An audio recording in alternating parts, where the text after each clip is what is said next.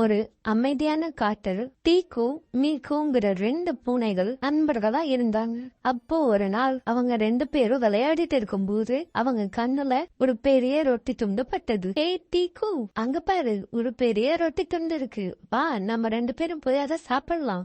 டீக்கு அந்த ரொட்டிய 2 துண்டா உடைச்சது. ஆனா ஒரு துண்டு பெருசாவும் ஒரு துண்டு சின்னதாவும் இருந்தது. டீக்கு, இந்த ரொட்டி துண்டை நான் தான் முதல்ல பார்த்தேன், அதனால பெரிய துண்டு எனக்கு தான், நீ சின்ன துண்டு எடுத்துக்கோ. முடியாத மீக்கு, நான் தான் இதை உடைச்சேன், அதனால பெரிய துண்டு எனக்கு தான். இப்படி 2 பேரும் யாருக்கு பெரிய துண்டு சொந்தம்னு சண்டை போட்டுட்டு இருந்தாங்க. எப்பவும் குறும்புத்தனம் பண்ணிக்கிட்டு சுத்திட்டு இருக்கிற சோனுங்கிற குரங்கு மரத்து மேல இருந்து பூனைக்குட்டிங்க 2 பேரும் சண்டை போடுறத பார்த்து அவங்க கிட்ட வந்தது. என்னாச்சு நண்பர்களே, எதுக்காக நீங்க 2 பேரும் சண்டை போட்டுட்டு இருக்கீங்க?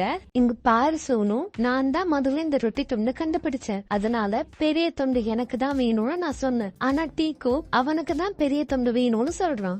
இவ்வளவுதான் உங்க பிரச்சனையா? சரி, இந்த ரொட்டி துண்டை நானே சரிசமமா உங்க 2 பேருக்கும் பகிர்ந்து கொடுக்கறேன். சோனு குரங்கு பெரிய துண்டை கடிச்சு சாப்பிட்டது.